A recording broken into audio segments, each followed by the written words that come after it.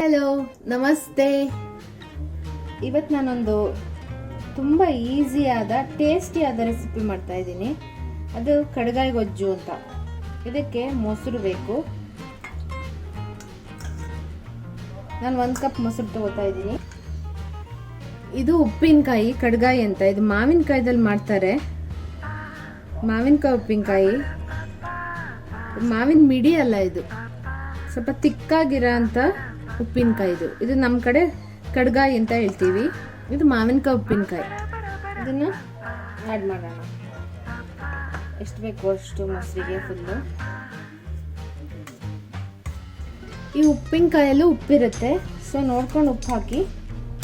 ನಾನೊಂದು 1/4 tea spoon ಉಪ್ಪು ಹಾಕ್ತಾ ಇದ್ದೀನಿ. ಇದನ್ನೆಲ್ಲ ಮಿಕ್ಸ್ ಮಾಡೋಣ. ಫುಲ್ಲು 1 ಕಪ್ ಮೊಸರಿಗೆ ನಾನು 2 ಟೀ ಸ್ಪೂನ್ ಉಪ್ಪಿನಕಾಯಿ ತೊಗೊಂಡಿದ್ದೀನಿ. ಫುಲ್ಲೆಲ್ಲ ಕಲರ್ ಚೇಂಜ್ ಆಯಿತು.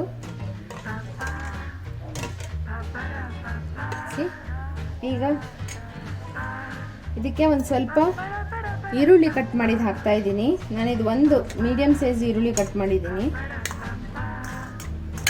ಸಣ್ಣಕ್ಕೆ ಹೆಚ್ಚಿದಂಥ ಈರುಳ್ಳಿ. ಇದು ಫುಲ್ ಮಿಕ್ಸ್ ಮಾಡ್ಕೊಂಡ್ಬಿಡ್ಬೇಕು.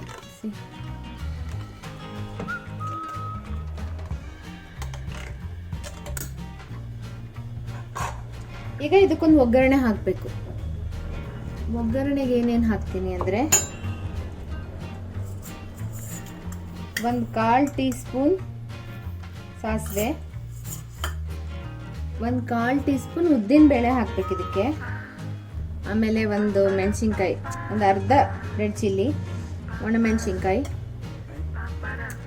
ಆಮೇಲೆ ಇದಕ್ಕೆ ಒಗ್ಗರಣೆಗೆ ಎಷ್ಟು ಬೇಕೋ ಅಷ್ಟು ಎಣ್ಣೆ. ನಾನು 2 ಟೀ ಸ್ಪೂನು ಕೊಬ್ಬರಿ ಎಣ್ಣೆ ತೊಗೊಂಡಿದ್ದೀನಿ. ನೀವು ಯಾವ್ದಾದ್ರು ಎಡಿಬಲ್ ಆಯಿಲ್ ತೊಗೊಳ್ಳಿ, ಬಟ್ ಕೊಬ್ಬರಿ ಎಣ್ಣೆಲಿ ಮಾಡಿದ್ರೆ ತುಂಬ ರುಚಿಯಾಗಿರುತ್ತೆ. ಈಗ ಒಗ್ಗರಣೆ ಮಾಡ್ಕೊಳ್ಳೋಣ. ಒಗ್ಗರಣೆ ಬೆಂದಿದೆ, ಹಾಕ್ತಾಯಿದ್ದೀನಿ. ಕಡಗಾಯಿ ಗೊಜ್ಜು ಸವಿಯಲು ಸಿದ್ಧ. ತುಂಬ ಸುಲಭವಾಗಿ 5 ನಿಮಿಷದೊಳಗೆ ಮಾಡ್ಕೋಬಹುದು. ಇದು ಅನ್ನ ಜೊತೆಗೆ, ಚಪಾತಿ ಜೊತೆಗೆ ತಿನ್ಬೋದು. ತುಂಬ ಟೇಸ್ಟಿಯಾಗಿರುತ್ತೆ ಇದು. ನೀವು ಮಾಡಿ. ಇಷ್ಟವಾದ್ರೆ ಲೈಕ್ ಮಾಡಿ, ಶೇರ್ ಮಾಡಿ, ಕಮೆಂಟ್ ಮಾಡಿ. Please subscribe my channel. Thank you for watching.